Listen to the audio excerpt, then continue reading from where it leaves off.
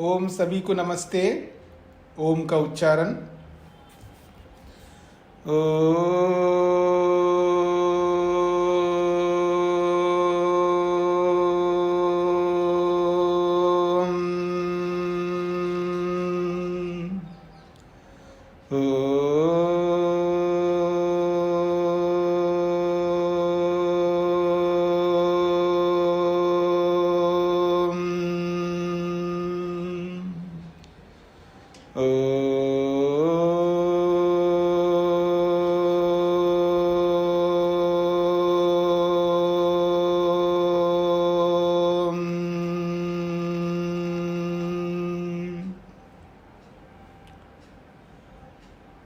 न्याय दर्शन के दूसरे अध्याय के प्रथम आह्निक के छठे सूत्र को लेकर के विचार चल रहा है। प्रसंग है संशय का। संशय के 5 कारण बताए थे कि 5 कारणों से संशय उत्पन्न होता है। समान धर्मोपपत्ति से, अनेक धर्मोपपत्ति से, विप्रतिपत्ति से, उपलब्धि की अव्यवस्था से और अनुपलब्धि की अव्यवस्था से। और इन 5 संशय के कारणों को लेकर के प्रतिवादी ने खंडन किया है कि इनसे संशय होगा ही नहीं। उसका समाधान इस छठे सूत्र से हो रहा है। और समाधान करते हुए वादी ने अपनी बातें रखी है कि ये जो समान धर्मोपपत्ति शब्द से आपने उपस्थिति मात्र से, यानी समान धर्म होने मात्र से ऐसा अर्थ लेकर के खंडन किया है, ये उचित नहीं है। और उपपत्ति शब्द को भी अगर हम मान करके चले तो भी वहाँ उपपत्ति का अर्थ देखना ही होगा, अनुभव करना ही होगा, क्योंकि संशय हो रहा है तो अनुभव करने पर ही होता है, अर्थात अध्यवसाय से ही होता है। फिर उन्होंने एक बात कही है कि विप्रतिपत्ति, एक वस्तु के संदर्भ में 2 विरोधी विचार, होने और ना होने संबंधी 2 विरोधी विचार, यही विप्रतिपत्ति है। एक वस्तु में 2 विरुद्ध धर्म, अस्ति और नास्ति, है और नहीं है, ऐसे 2 विरुद्ध धर्म, उसको लेकर के जो संशय प्रस्तुत किया था, उस संशय का उसने खंडन किया कि ये विप्रतिपत्ति नहीं है, ये विप्रतिपत्ति ना होकर के संप्रतिपत्ति है, अर्थात इससे कोई संशय नहीं होगा, ये यथार्थता है। तो उसका भी समाधान किया है उन्होंने कि केवल आप शब्द बदल करके खंडन करने मात्र से संशय का निवारण नहीं होता है, विप्रतिपत्ति तो रहेगा ही। तो ये बात कही है। अब इसी को और खोल करके समझाया जाएगा आगे। पृष्ठ संख्या है 66। क्योंकि विप्रतिपत्ति को लेकर के, अव्यवस्था को लेकर के पीछे 65वें पेज नंबर पर सबसे नीचे का जो अनुच्छेद है उसमें स्पष्ट किया था कि यत् पुनः एतद् उक्तम, पृष्ठ संख्या 65 का अंतिम अनुच्छेद मैं आपके सामने रख रहा हूँ। यत् पुनः एतद् उक्तम विप्रतिपत्ति अव्यवस्था अध्यवसायाच्च न संशया, ये बात प्रतिवादी ने रखी थी। तो उसका समाधान उन्होंने किया है यहाँ पर। पृथक प्रवादयोः व्याहतम अर्थम उपलभे विशेषम च न जानामि। जब अलग अलग मत हमारे सामने एक वस्तु के बारे में विरुद्ध मत जब आते हैं, तो जब उनको हम अनुभव करते हैं और उनको अनुभव करके उस वस्तु के बारे में विशेष कारण को न जानने के कारण से हमें संशय होता है। और उस विशेष कारण को जानने के लिए यहाँ पर ये न अन्यतरम अवधारयेयम, जिससे हम एक पक्ष में निर्णय कर सके वास्तव में वस्तु है अथवा नहीं है। तत्कोऽत्र विशेष स्यात्, जो दो धर्म विरुद्ध धर्म आ रहे हैं उनमें से कौन सा ऐसा विशेष धर्म आ जाए जिसे एकतरम अवधारयेयम, एक पक्ष में हम निर्णय कर सके। इति संशयो विप्रतिपत्ति जनिता। इसलिए ये जो संशय है ये विप्रतिपत्ति से ही हो रहा है। और इस संशय को अयम इस संशय को न शक्य विप्रतिपत्ति संप्रतिपत्ति मात्रेन निवर्तयितुमिति। अयम ये जो संशय हमें हुआ है इसको विप्रतिपत्ति शब्द को संप्रतिपत्ति शब्द दे करके आप इसका निवारण नहीं कर सकते। अर्थात संशय को आप हटा नहीं सकते केवल शब्द बदल करके बोल करके। यहाँ तक हमने कल विचार किया था, उसको मैंने आपको भूमिका के रूप में दोहरा दिया ताकि आगे की पंक्तियां आपको स्पष्ट हो जाए। अब आइए 66वां पृष्ठ संख्या। जी नमस्ते स्वामी जी। जी स्वामी जी, कारण कार्य में थोड़ा सा पूछ सकते हैं अभी? क्या कार्य कारण में पूछना है जी? जी तो कल रीनू जी बता रहे थे कि जब समान धर्म में इसमें कार्य कारण नहीं समझ में आ रहा, और विशेष जो बताया इसमें उन्होंने कहा था कि समान धर्म जो है वो संशय कारण है। ऐसा है कि उसने कार्य कारण को लेकर के सादृश्यता समानता नहीं होती है ये मान करके खंडन किया था। उसका समाधान यहाँ पर किया था कि जिस कारण के होने पर कार्य होता है और जिस कारण के न होने पर कार्य नहीं होता है, ठीक है। तो कारण के होने पर कार्य होगा। माइक बंद करके रखिए, जब आपको बोलना तब बोलिएगा। तो कारण के होने पर कार्य होता है, कारण के न होने पर कार्य नहीं होता है। तो इसमें कार्य कारण का भाव रहता है, क्योंकि अगर कार्य है तो उसका कारण था इसलिए कार्य है, अगर कार्य नहीं है इसका मतलब कारण नहीं था। तो आपस में सादृश्यता है, समानता है। जैसे वहाँ पर लोक में ये देखा जाता है, कोई बेटा हमको दिख रहा है तो इसका कारण माँ बाप हैं, और बेटा नहीं है तो माँ बाप उनके नहीं है। मतलब बेटा हमारे सामने है ही नहीं है तो कोई दिख नहीं रहा है, तो इसका मतलब उनका, जब कोई बेटा ही नहीं है तो उनके माँ बाप भी नहीं है। बेटा दिख रहा है तो उनके माँ बाप है। तो कारण के होने पर कार्य होता है और कारण के ना होने पर कार्य नहीं होता है। ठीक इसी प्रकार से तो संशय हो रहा है, तो संशय हो रहा है ना हमें, तो उसका कारण है, तो क्या है? तो समान धर्म है। समान धर्मों को देखने पर हमें संशय होता है, और जो संशय बना रहता है, और वो संशय बना रहना भी एक कार्य है, ठीक है जी। अब उस संशय को मिटाने वाला जब तक विशेष कारण नहीं आता तब तक वो संशय बना रहेगा। तो संशय, जो संशय बना हुआ है, उसका विशेष कारण आते ही वो संशय का निवारण हो जाएगा। इस तरह संशय कारणे संशये च कार्य कारण भावा अस्ति, ये बता करके समाधान किया। अब आप बताइए, आपको क्या समझ में नहीं आया? मैं थोड़ा सा इसमें कंफ्यूज हो रही थी। इसमें समान धर्म कारण होगा और संशय कार्य होगा, और दूसरे वाले में विशेष जो कारण, विशेष जो धर्म आ गया वह कारण होगा और संशय का हटना कार्य होगा। जी ठीक है जी। जी, मतलब मैं अपनी सोच बता रही हूँ, मैंने ये समझा। हाँ, यही बताया था मैंने भी। ठीक है जी, धन्यवाद स्वामी जी। जी मुझे भी उसमें से कुछ पूछना है, मैं पूछ सकती हूँ? जी। कल आपने बताया था वैसे, लेकिन ये जो पूर्व पक्षी ने कहा था, हाँ, विषयवाचक समान धर्म शब्द से विषय प्रतीति का ज्ञान भी कहा जाता है। मुझे इस पंक्ति का समझ नहीं आया।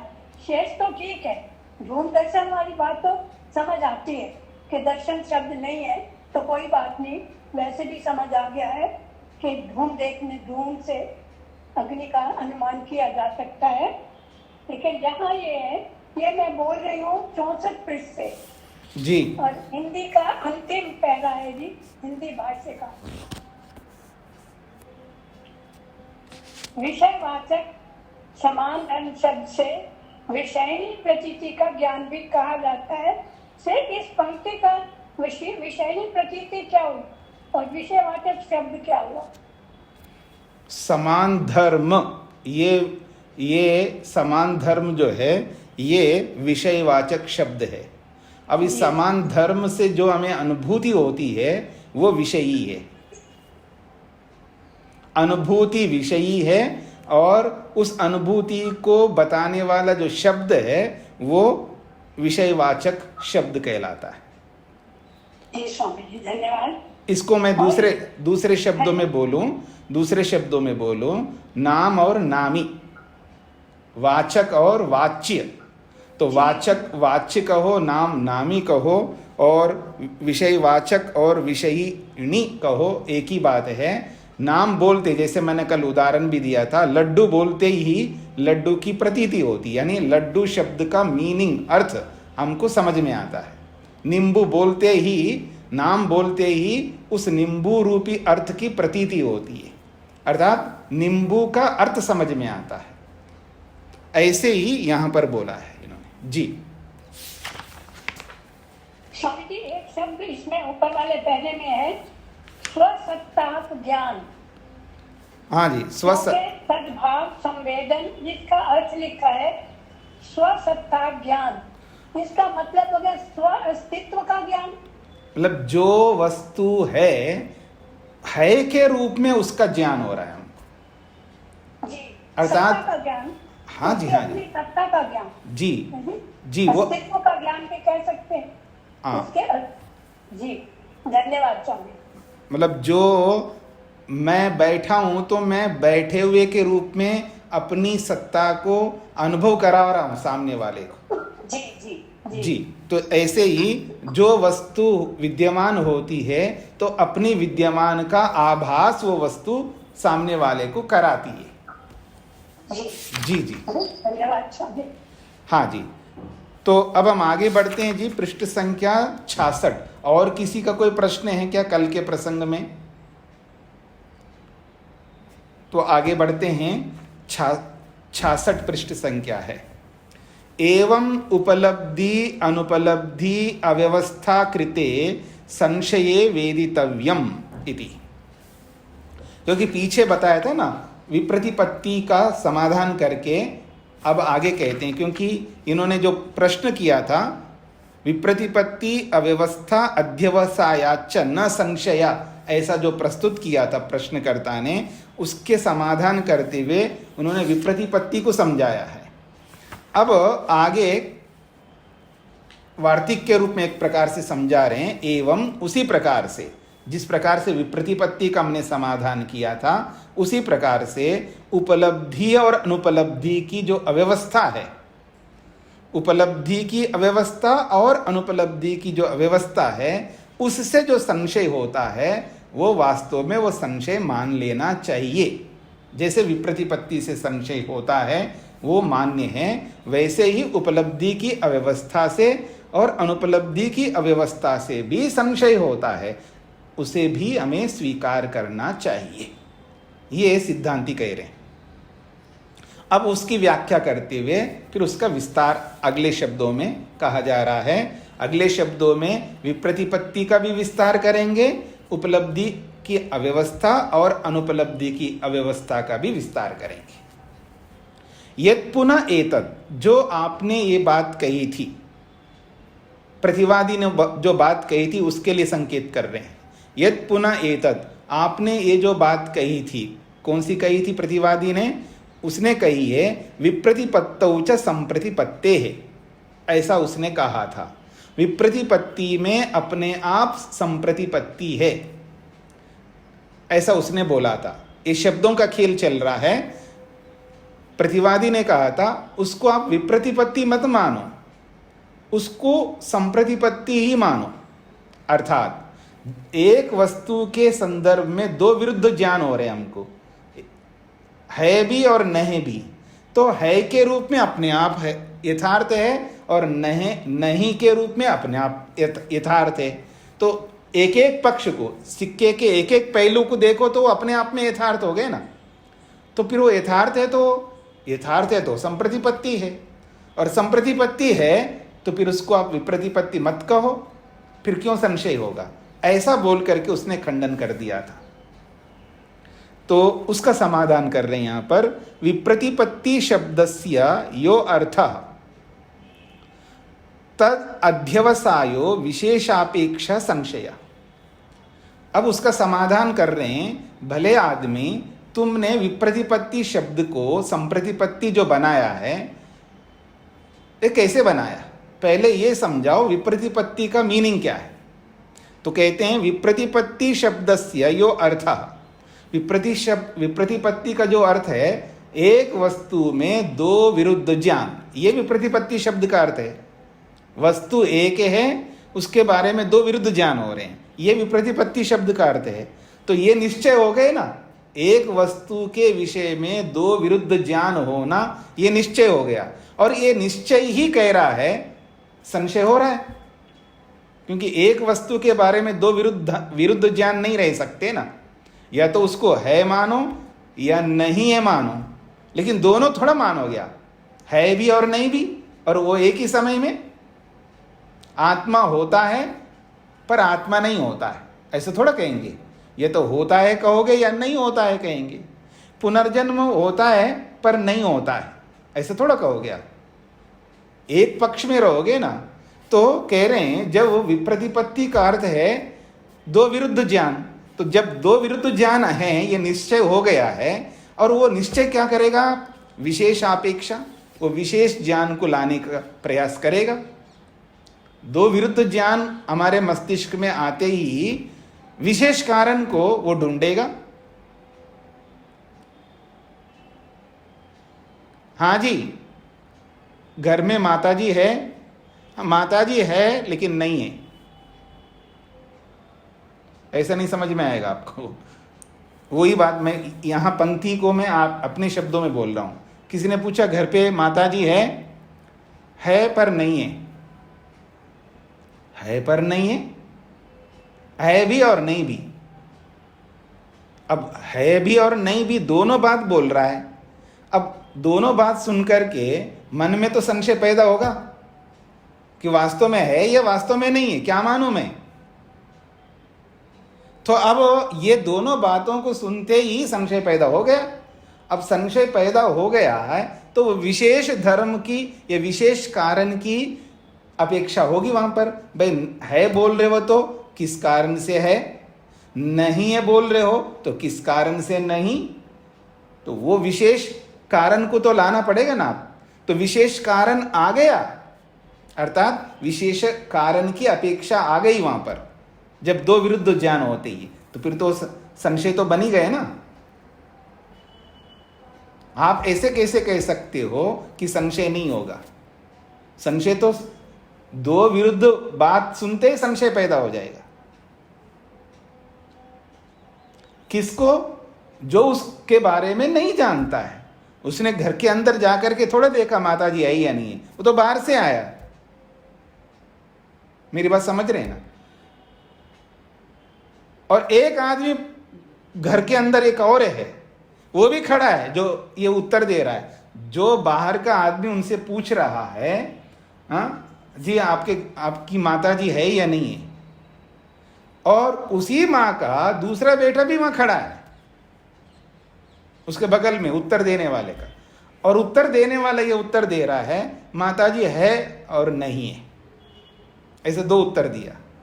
पर जो बाहर से आया उसको तो पता नहीं है ना है या नहीं है, तो उसको तो संशय हो गया। संशय किसको नहीं होगा जी, जो उसके बगल में जो खड़ा है उसका भाई, उसको तो पता है माताजी वास्तव में है या नहीं है। तो जो जानता है उसको तो संशय कहाँ होगा। संशय उसी को होगा ना जिसको पता नहीं है, चाहे वो आत्मा के बारे में हो, चाहे पुनर्जन्म के बारे में हो, चाहे भगवान के बारे में हो, चाहे किसी के बारे में हो। तो जब आप दो विरुद्ध ज्ञान सुनाओगे, मतलब उसके बारे में वो है और नहीं है ये दोनों बात कहोगे, तो न जानने वाले को संशय तो पैदा हो गया। अब वो संशय जो है विशेष कारण की अपेक्षा रखेगा, तो संशय तो हो रहा है। तो विप्रतिपत्ति का अर्थ ही संशय को जना रहा है, यानी संशय पैदा कर रहा है। ये कहना चाह रहे हैं विप्रतिपत्ति शब्द से यो अर्थ तद अध्यवसाय। विप्रतिपत्ति शब्द का जो अर्थ है दो विरुद्ध ज्ञान, उसी से निश्चय तो हो गए ना। निश्चय क्या हो रहा है? निश्चय ये हो रहा है कि विशेष कारण नहीं है इसलिए संशय हो रहा है, ये निश्चय हो गया तो संशय तो हो गया। तस्य च समाख्यांतरेण न निवृत्ति। अब उस संशय को दूसरा नाम दे करके आप हटा नहीं सकते हो। समाख्या कहते हैं नाम। समाख्या शब्द का अर्थ है नाम, और अंतरेण का मतलब भिन्न नाम ला करके। विप्रतिपत्ति शब्द के स्थान पर, विप्रतिपत्ति नाम के स्थान पर दूसरा नाम ला करके आप उस संशय को हटा नहीं सकते।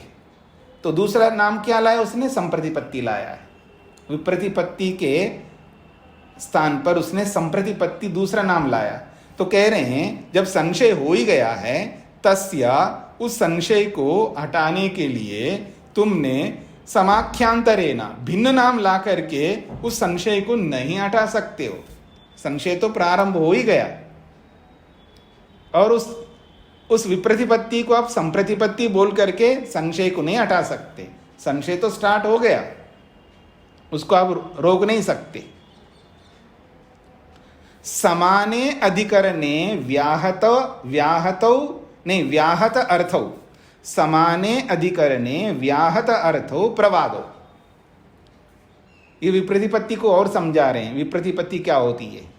समाने अधिकरणे, एक ही अधिकरण में, एक ही आधार में, एक ही वस्तु में व्याहत अर्थौ, दो विरुद्ध धर्म जब होते हैं उसको प्रवादो, उसको प्रवाद कहते हैं, अर्थात वो अलग अलग मत कहते हैं। एक वस्तु में दो विरुद्ध धर्म जब होते हैं तो वो अलग अलग मत कहलाते हैं। एक कह रहा है आत्मा है, वो एक प्रवाद है, एक मत है, और दूसरा कहता है आत्मा नहीं है, वो दूसरा प्रवाद है, अर्थात वो दूसरा मत है। तो प्रवाद का मतलब यह मत, सिद्धांत, कॉन्सेप्ट्स। तो एक वस्तु में दो विरुद्ध जब मत होते हैं उसी को विप्रतिपत्ति कहते हैं। ये विप्रतिपत्ति शब्द का अर्थ है। विप्रतिपत्ति शब्द से अर्थः, विप्रतिपत्ति शब्द का अर्थ ये है एक वस्तु में दो विरुद्ध धर्मों का होना।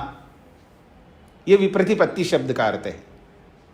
तद अध्यवसायः, और उसका निश्चय जब होता है, हाँ इस आदमी ने आत्मा के विषय में है भी बोल रहा है और नहीं भी बोल रहा है, जब ये निश्चय हो गया तो संशय प्रारंभ हो गया। और वो संशय जो है विशेषापेक्षः संशय हेतु, और वो जो विरुद्ध धर्म जो है संशय हेतु, संशय का कारण बनेगा। और ये संशय का कारण जो है विशेषापेक्षा, विशेष कारण की अपेक्षा रखता है। पकड़ में आ गए जी? शब्दार्थ समझ लीजिएगा। विप्रतिपत्ति शब्द का मीनिंग बताया यहां पर, समाने अधिकरणे व्याहत अर्थो प्रवादो। एक ही अधिकरण में, एक ही वस्तु में, व्याहत का अर्थ है विरुद्ध, अर्थों का मतलब अर्थ, प्रवादों का मतलब है मत। एक वस्तु में दो विरुद्ध अर्थ जब होते हैं उसको विप्रतिपत्ति कहते हैं। यही विप्रतिपत्ति शब्द का अर्थ है। और जब वो विरुद्ध धर्म आ गए हैं एक ही वस्तु के बारे में, तद अध्यवसाय, उसका निश्चय हो गया कि हाँ जी है भी बोल रहा है और नहीं भी बोल रहा है, ऐसा निश्चय हो गया। अब ये निश्चय होते ही संशय पैदा हो गया। अब ये संशय जो है किस कारण से हो रहा है? विप्रतिपत्ति के कारण से हो रहा है। इसलिए संशय हेतु विप्रतिपत्ति, संशय का जो कारण है वो विप्रतिपत्ति है। अब उसका निवारण कैसे होगा? विशेषापेक्षा, विशेष कारण आएगा तो निवारण होगा। यहां तक समझ में आ गए जी? न अस्य संप्रतिपत्ति शब्दे समाख्यांतरे योज्यमाने संशय हेतुत्वम निवर्तते। अब वो कहना चाह रहे हैं न अस्य संप्रतिपत्ति शब्दे समाख्यांतरे योज्यमाने, इस अस्य संप्रतिपत्ति शब्दे समाख्यांतरे योज्यमाने, तो ये जो संशय का हेतु है, संशय हेतु है ना, संशय का जो कारण है अध्यवसाय, दो विरुद्ध धर्मों का निर्णय रूपी जो अध्यवसाय है, इस अध्यवसाय को अर्थात इस विप्रतिपत्ति को समाख्यांतरे संप्रतिपत्ति शब्दे भिन्न नाम दे करके, समाख्या कहते हैं नाम, तो दूसरा नाम जो कि संप्रतिपत्ति के रूप में योज्यमाने जोड़ करके संशय हेतुत्व न निवर्तते, संशय के कारण को आप हटा नहीं सकते। केवल संप्रतिपत्ति नाम बोल करके अर्थात उस विप्रतिपत्ति को संप्रतिपत्ति शब्द के माध्यम से बोल करके आप उस संशय के कारण को हटा नहीं सकते। अर्थात संप्रतिपत्ति को ही विप्रतिपत्ति को ही संप्रतिपत्ति शब्द दूसरा शब्द बोल करके आप उस संशय को हटा नहीं सकते हो, ये इसका अभिप्राय है।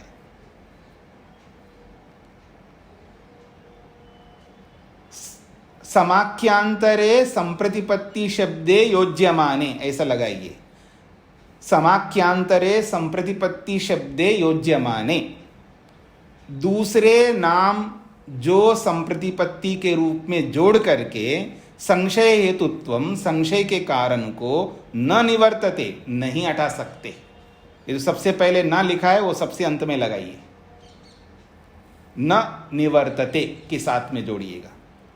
दूसरे नाम को संप्रतिपत्ति शब्द के रूप में दूसरे नाम को जोड़ करके इस संशय के कारण को आप नहीं हटा सकते। तदिदम अकृत बुद्धि सम्मोहनमिति, ये तो अकृत बुद्धि का मतलब है जिसकी बुद्धि परिपक्व नहीं हुई है, उसको अकृत बुद्धि कहते हैं। आप बोलते ना ये तो बच्चा है जी, छोड़ दो, इनको पता नहीं है, इसका मतलब उसकी बुद्धि विकसित नहीं हुई है, जिसकी बुद्धि परिपक्व नहीं हो पाई है, ऐसे व्यक्ति को अकृत बुद्धि कहते हैं। और दूसरे शब्दों में बोलूं, ऐसे व्यक्ति को मूर्ख कहते हैं। मूर्ख का मतलब है अज्ञानी, ना समझ। तो ये तो ना समझ वाली बात कर रहे हो, यानी विप्रतिपत्ति को संप्रतिपत्ति बोल रहे हो आप। ये तो ना समझ वाले ही बोल सकते हैं इसे। क्यों जी? संप्रतिपत्ति का मतलब है यथार्थ और विप्रतिपत्ति का मतलब है अयथार्थ। अयथार्थ को आप यथार्थ बना रहे हो, ये तो मूर्ख लोग बोल सकते हैं इसे, ना समझ लोग बोल सकते हैं, ये कहना चाह रहे हैं। हाँ जी, आप में से इस विप्रतिपत्ति के बारे में जो पकड़ में नहीं आए तो वो पूछ सकते हैं।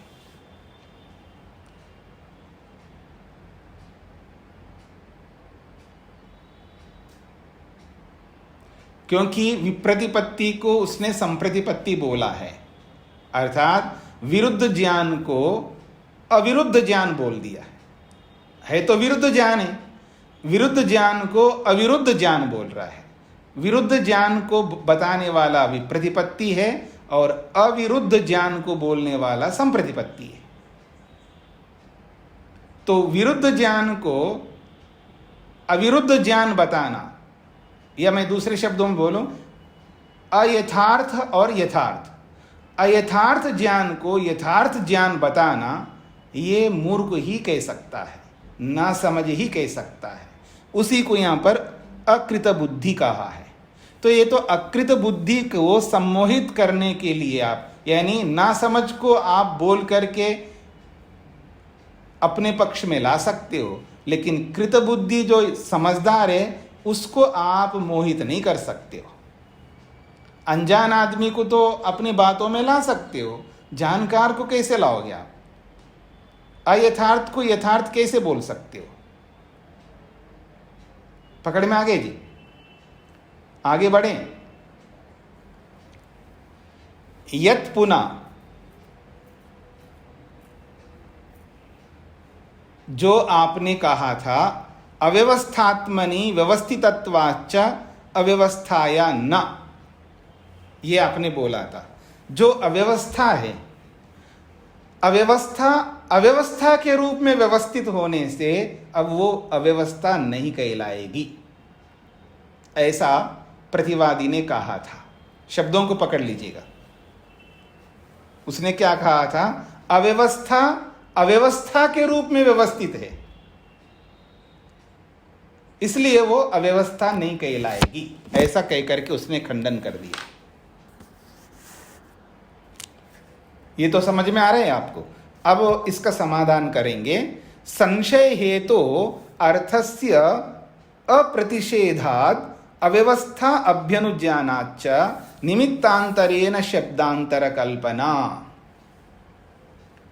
अब वो कहते हैं वादी, संशय हेतु अर्थस्य अप्रतिषेधात्। देखिए, शब्दों से कैसे उलझाता है व्यक्ति, उस उलझाने को समझा रहे हैं। इसको समझने का प्रयत्न करिएगा, ये बहुत काम आएगी। संशय का जो कारण बताया था ना, संशय क्यों हो रहा है, संशय का कारण, उस संशय का कारण का समाधान नहीं किया प्रतिवादी ने। भाई किन कारणों से संशय हो रहा है, संशय किन कारणों से हो रहा है, उन कारणों का समाधान बिल्कुल नहीं दिया। तो संशय के कारणों का समाधान ना करके उस अव्यवस्था को व्यवस्था बना दिया। उसी की कह रहे हैं अस्य संशय हेतोः अर्थस्य अप्रतिषेधात्। संशय जिन कारणों से हो रहा है उसका तुमने खंडन किया ही नहीं। भाई हमने जिन कारणों को लेकर के संशय रख दिया है, उन कारणों का तुमने खंडन तो किया नहीं है। फिर अव्यवस्था अभ्यनुज्ञानाश्च, उसको अव्यवस्था स्वीकार भी कर रहे हो आप। संशय के कारणों का खंडन कर नहीं रहे हो और अव्यवस्था स्वीकार कर रहे हो।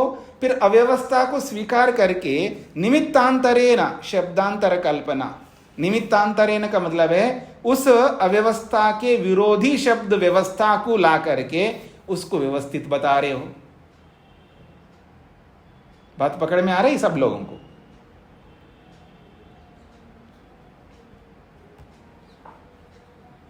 हाँ जी, किनसे पूछूं मैं? मधु जी, पकड़ में आ रही है बात? जी सर। क्योंकि जैसे मैंने आपको कुछ कहा है कि आप गलत हो, क्यों गलत हो मैंने कारण बताया, और कारण सहित आपको गलत ठहरा दिया। तो आप जब मेरा समाधान, मैं गलत नहीं हूं ये आपको सिद्ध करने के लिए पहले मेरे कारणों का आपको खंडन करना है। खंडन करके आपको अपने आप को सही ठहराना है। तो जिन कारणों से मैं संशय को प्रस्तुत कर रहा हूं, उन कारणों का आपने खंडन नहीं किया, पहली बात। दूसरी बात क्या है, अव्यवस्था को अव्यवस्था के रूप में स्वीकार कर लिया, और अव्यवस्था को अव्यवस्था स्वीकार करके फिर उस अव्यवस्था को व्यवस्था बता रहे हो। ऐसे कैसे हो सकता है? सिद्धांति की बात है ये।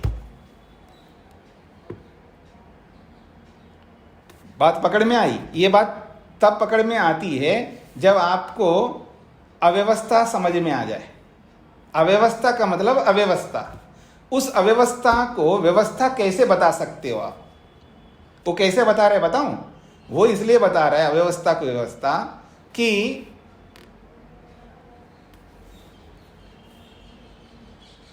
मैंने कहा माता शकुंतला जी आप बहुत गलत करते हो, आप समय पर नहीं आते हो। तो माता शकुंतला जी कह रहे हैं मैं समय पर आती हूं। मैं कह रहा हूं आप नियम तोड़ रहे हो, नियम का पालन करो, आप समय पर आओ।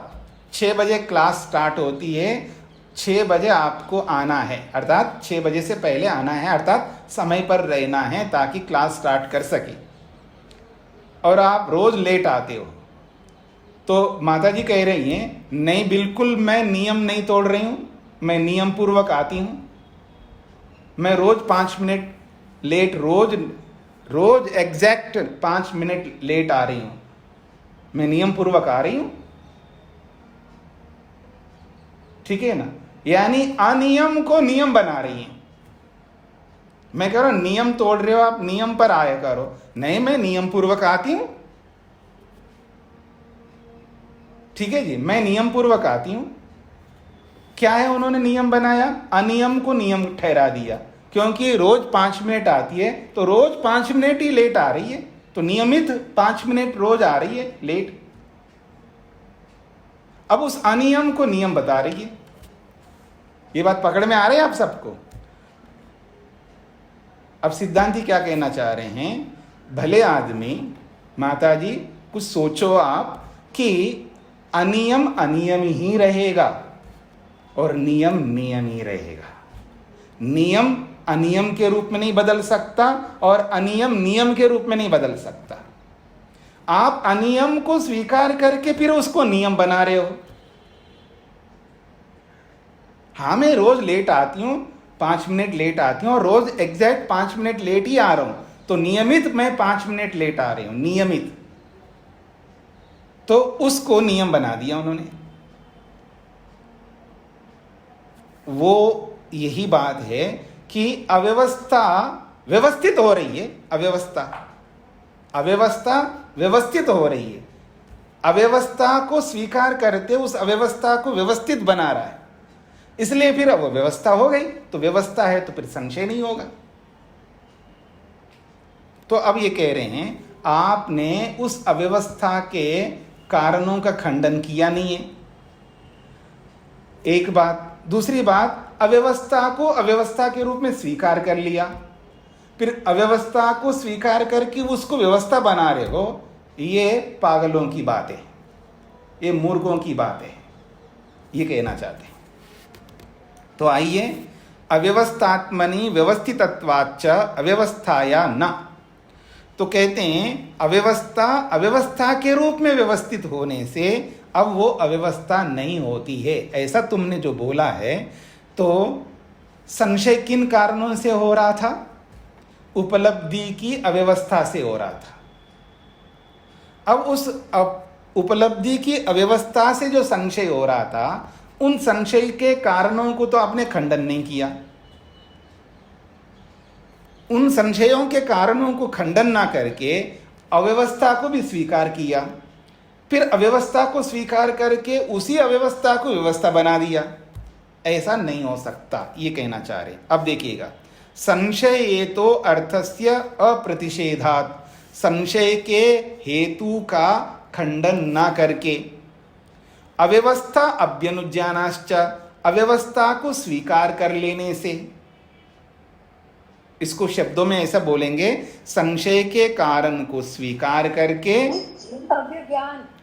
हाँ जी, अभ्युज्ञान, अभ्यनुज्ञानात् का मतलब है स्वीकार करने से। अभ्यनुज्ञानात् करते स्वीकार करने से। अव्यवस्था को अव्यवस्था स्वीकार कर रहे हो आप, अर्थात उसको अव्यवस्था मान रहे हो।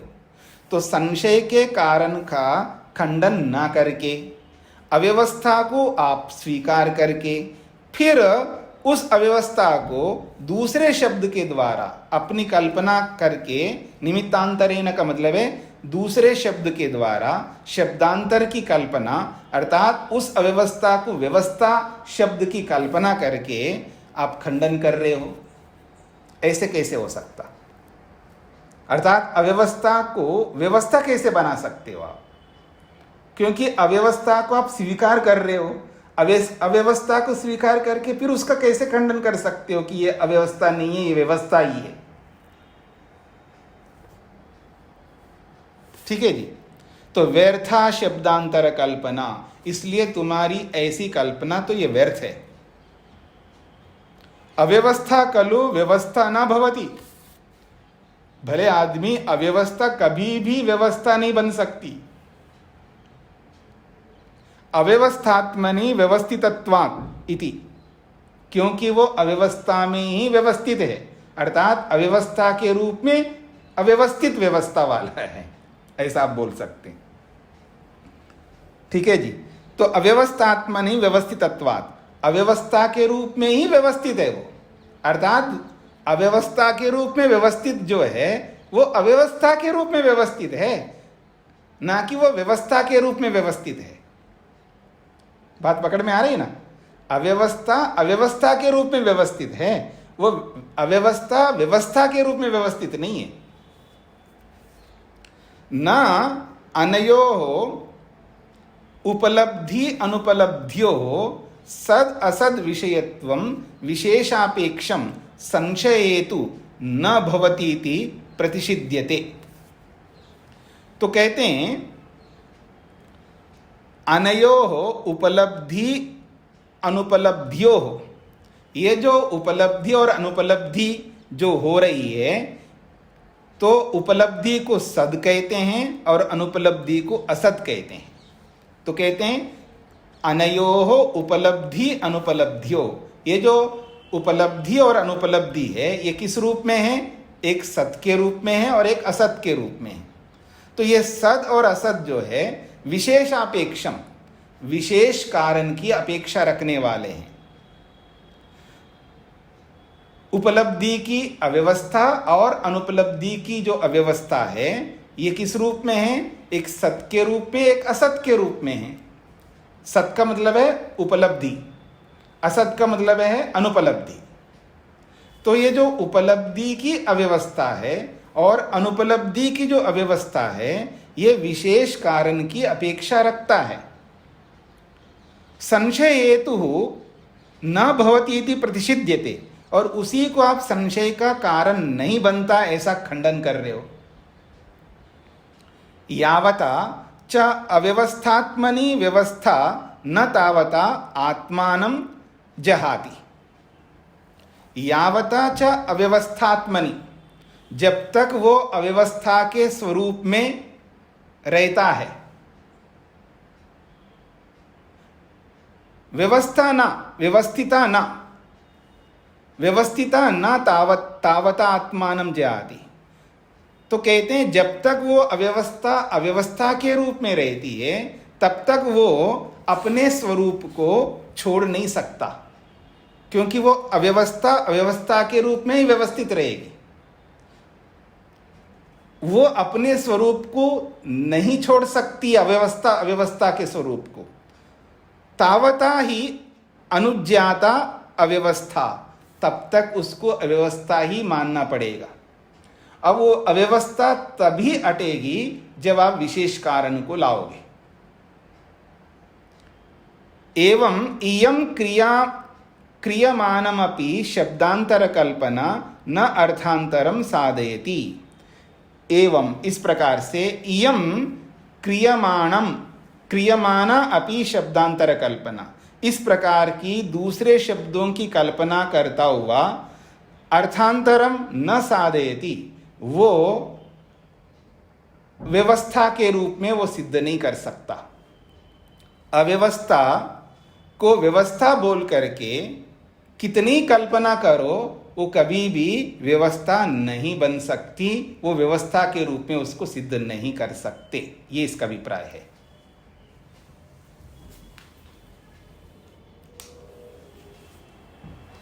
हाँ जी,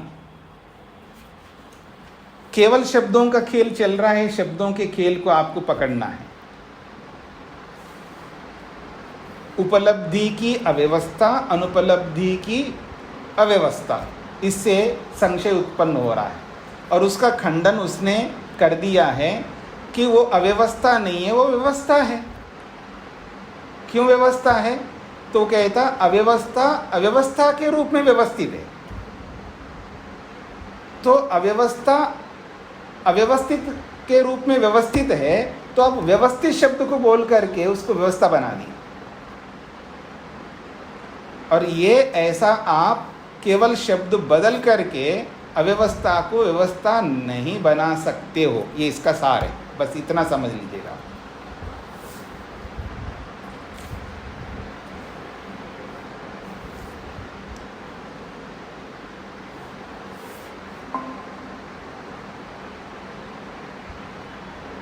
हाँ जी, ये सार इतना ही आप लोगों को समझना है। स्वामी जी, अर्थांतर का अर्थ बताएं, समझ पा- अर्थांतर का मतलब है अव्यवस्था का विरोधी कौन होगा? व्यवस्था है। अर्थांतर का मतलब है यहाँ इस प्रसंग में अव्यवस्था का विरोधी व्यवस्था है। तो अव्यवस्था को आप उसके विरोधी व्यवस्था शब्द ला करके उसको व्यवस्था नहीं बना सकते हो, उसकी सिद्धि नहीं कर सकते हो, ये कहना चाह रहे हैं। स्वामी जी, जैसे अर्थांतर का क्या मतलब है? ये तो इस प्रसंग में हो गया। अर्थांतर का वैसे मतलब क्या है? भिन्न भिन्न,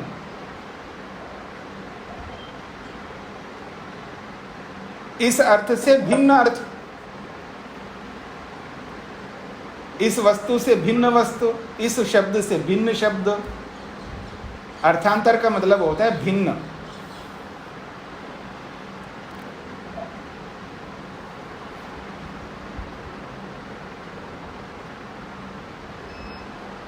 हाँ जी, पकड़ में आ रहा है आप सबको? रेणु जी बताएंगी। सारांश समझ में आ गया जी, ये एक इस पंक्ति का मतलब यावता च व्यवस्था आत्मनि व्यवस्थिताना तावत आत्मानं जायते। हाँ जी, ये कहते हैं यावता, जब तक अव्यवस्थात्मनि व्यवस्थिता, जब तक अव्यवस्था अव्यवस्था के रूप में व्यवस्थित है, तावता तब तक आत्मानं न जहाति, वो अपने अव्यवस्था के स्वरूप को नहीं छोड़ सकता। तावता ही अनुज्ञाता अव्यवस्था, तब तक वो अव्यवस्था के रूप में आपने स्वीकार कर ही लिया उसको।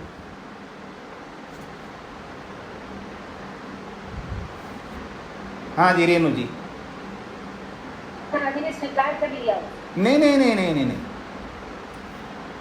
देखिए आपने कहा ये कमरा बहुत गंदा है, ऐसे समझ लीजिएगा, ये कमरा गंदा है, आपने बोल दिया। और मैं कह रहा हूँ गंदा नहीं है, देखो ना कितना गंदा है, आप बोल रहे हो, क्योंकि आप तो बहुत अपने घर को बहुत बहुत ढंग से आप साफ सुथरा रखते हो। अब दूसरे के घर पे जाकर के देखा तो बिल्कुल कोई इधर पड़ा है, कोई उधर पड़ा है, हाँ, बिस्तर के ऊपर कपड़े लटक रहे हैं, ठीक है, और टेबल पर कोई वस्तु इधर पड़ी है उधर पड़ी है, कोई आड़ी है कोई टेढ़ी है कोई गिरी हुई है, सब अव्यवस्था दिखाई दे रहे। और कहीं कूड़ा है, कहीं फल के छिलके हैं, कहीं सब्जी कटी हुई पड़ी हुई है, ये सब देख करके आपने कहा तो कमरा बहुत गंदा है आपका। तो मैं कह रहा हूँ नहीं, गंदा नहीं है, नहीं ये गंदा है, अव्यवस्थित है, व्यवस्थित करके आपको रखना चाहिए। नहीं बिल्कुल व्यवस्थित है जी, ये देखो जहाँ जैसी पड़ी वो वैसी पड़ी है, जहाँ जैसी पड़ी है वो वैसी पड़ी है, मैं उसको बदलता नहीं हूँ। तो अब उस अव्यवस्थित को व्यवस्थित बता रहा हूँ, वो कह रही है व्यवस्थित नहीं है, मैं कह रहा हूँ व्यवस्थित है। तो वो व्यवस्था अपने आप में अलग होती है और अव्यवस्था अपने आप में अलग होती है। तो अव्यवस्था उन्होंने बोला, उसको मैं व्यवस्था बना रहा हूँ, यानी अव्यवस्था को व्यवस्था बना रहा हूँ। कैसे बना रहा हूँ? जो वो कहते हैं ये देखो ये आड़ी पड़ी है, टेढ़ी पड़ी है, गिरी पड़ी है, ये कटी पड़ी है, हाँ, ये सब अव्यवस्थित है। तो मैं कहता हूँ नहीं, वो व्यवस्थित है। क्यों व्यवस्थित है जी? जिस तरह पड़ी हुई है वैसी पड़ी रखी है, उसको मैं बदलता नहीं हूँ, उसको मैं सही नहीं करूँगा, जैसी पड़ी है आड़ी टेढ़ी वैसी रहेंगी, तो व्यवस्थित हो गए ना वो। तो अब मैं जो उसको व्यवस्था बना रहा हूँ, कैसे बना रहा हूँ? उनकी अव्यवस्था को मान रहा हूँ और मान करके उसको व्यवस्थित कर बता रहा हूँ, ठीक है जी। तो अव्यवस्था अव्यवस्था ही बनी रहेगी जब तक उसको बदलने का कारण नहीं लाओगे। तो जब तक वो बदलने का कारण नहीं लाओगे, हाँ, तब तक वो अव्यवस्था बनी रहेगी। उसको व्यवस्था नहीं बोल सकते आप। तो यहां ये कह रहे हैं यावता च अव्यवस्थात्मनि व्यवस्थिता, जब तक अव्यवस्था के स्वरूप में वे व्यवस्थित है, तावता तब तक आत्मानम न जहाती, अर्थात उस अव्यवस्था के स्वरूप को वो नहीं छोड़ सकता। तावता तब तक ही अनुज्ञाता अव्यवस्था, तब तक तो आपने अव्यवस्था मान तो लिया ना। अब अव्यवस्था को अव्यवस्था मान करके उसको व्यवस्थित बता रहे हो, ये गड़बड़ कर रहे हो। ठीक है जी? जी। हाँ जी, और किसी कुछ पूछना है?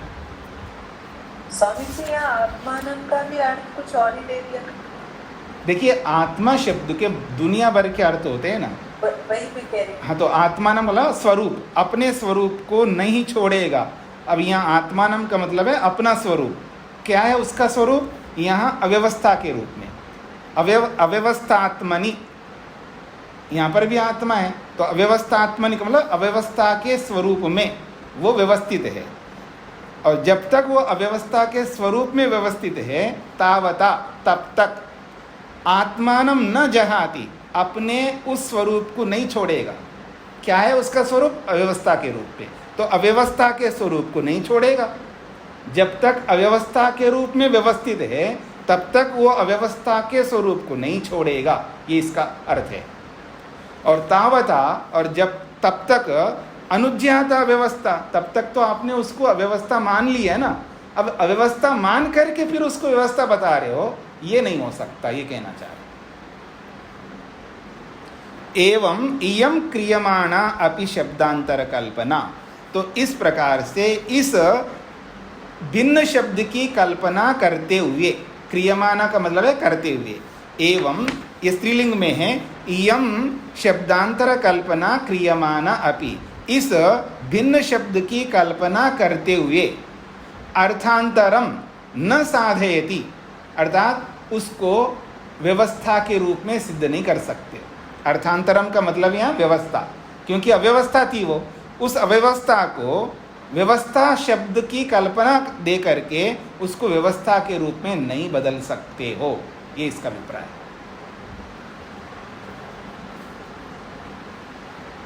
हाँ जी रेणु जी, शब्दार्थ लग गया?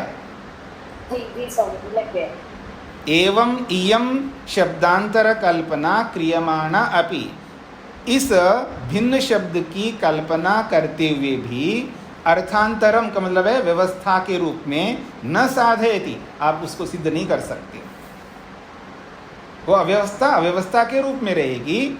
आप शब्दांतर कल्पना, भिन्न शब्द की कल्पना करते हुए उसको व्यवस्था नहीं बना सकते हो, वो अव्यवस्था ही रहेगी, ये इसका अभिप्राय है।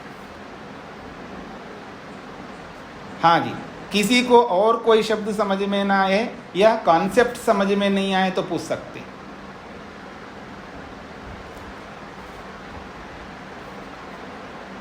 यत् पुनः एतत्, अंतिम बात वो कहना चाहते हैं कि अत्यंत संशय बना रहेगा, ऐसा बोला था उसने, अर्थात निरंतर संशय बना रहेगा, सदा संशय बना रहेगा, ऐसा बोला था।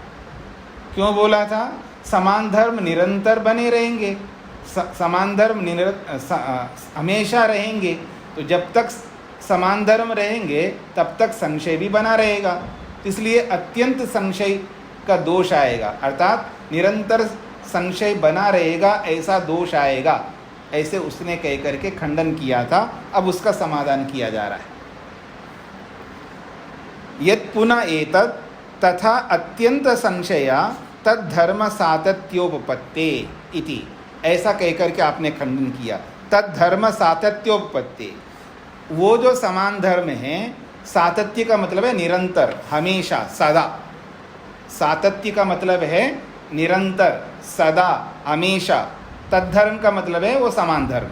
वो जो समान धर्म है, सातत्य उपपत्ति, निरंतर सिद्ध रहने से, निरंतर बने रहने से, समान धर्म उस धर्मी में निरंतर बने रहने से अत्यंत संशया, सदा संशय बना रहेगा, ऐसा कह करके आपने जो खंडन किया था उसका समाधान कर रहे हैं।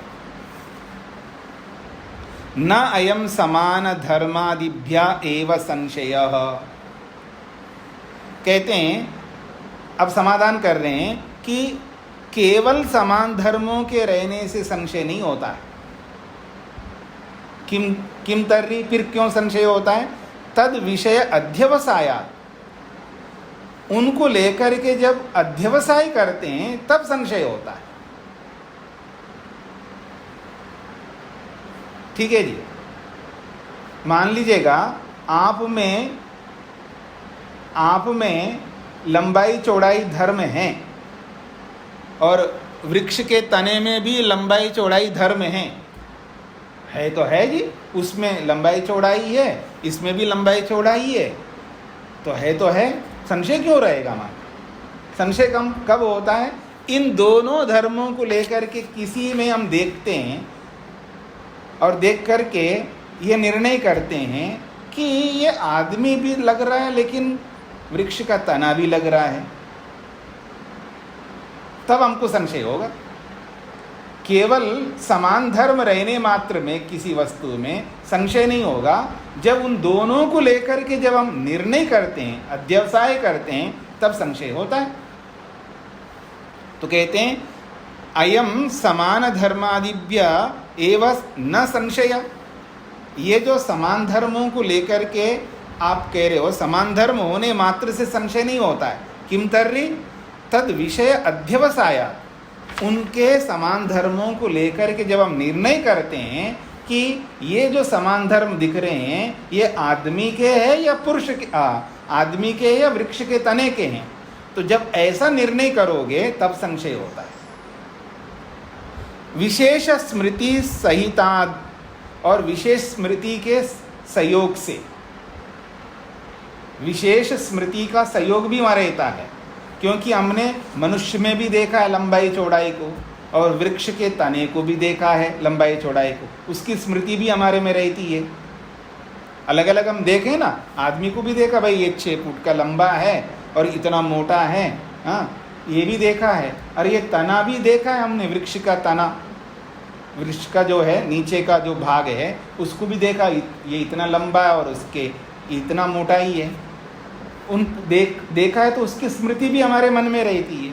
अब हम कहीं जा रहे हैं, दूर से हमने देखा है, वहाँ कोई खड़ा हुआ ऐसा दिख रहा है, तो वहाँ पर हमको पुरुष के भी धर्म दिखाई दे रहे हैं और वृक्ष के तने के धर्म भी दिखाई दे रहे हैं, तब संशय होगा। केवल होने मात्र में संशय नहीं होता है ना।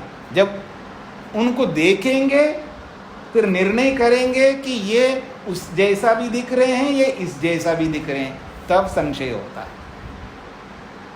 यही कहना चाह रहे हैं, समान धर्मों के होने मात्र से संशय नहीं होता है, संशय होता है उनका निर्णय करने से। अर्थात उनको जब हम देखते हैं, अलग अलग वस्तुओं के धर्मों को एक वस्तु में देखते हैं, तब निर्णय होता है कि यह पुरुष जैसा भी दिख रहा है, यह वृक्ष का तना जैसा भी दिख रहा है, तब हमको संशय होता है। उसमें विशेष स्मृति सहिता, उसमें विशेष स्मृति भी हमको सहयोग देता है, पहले वाली स्मृति। इत्यतः, इसलिए न अत्यंत संशय, ये नितांत हमेशा के लिए संशय नहीं बना रहेगा। विशेष धर्म आते ही संशय मिट जाएगा, इसलिए हमेशा संशय नहीं बना रहेगा। संशय आ गया है तो जैसे विशेष धर्म आ जाएगा तो संशय मिट जाएगा, ये कहना चाहते हैं। हाँ जी, पकड़ में आ रहा है।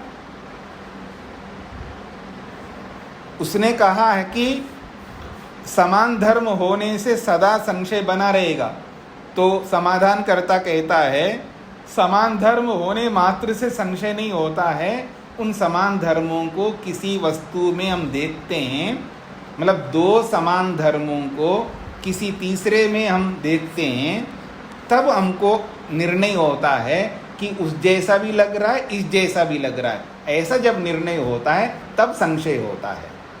और इस संशय के पीछे पहले की स्मृति भी पहले की स्मृति भी जुड़ जाती है कि हाँ ये इतनी लंबाई है, इतनी चौड़ाई है मनुष्य जैसी, और ये तने का भी इसी तरह दिखता है, वो स्मृति भी सहयोग कर देती है, उससे हमको संशय बिल्कुल पक्का हो जाता है।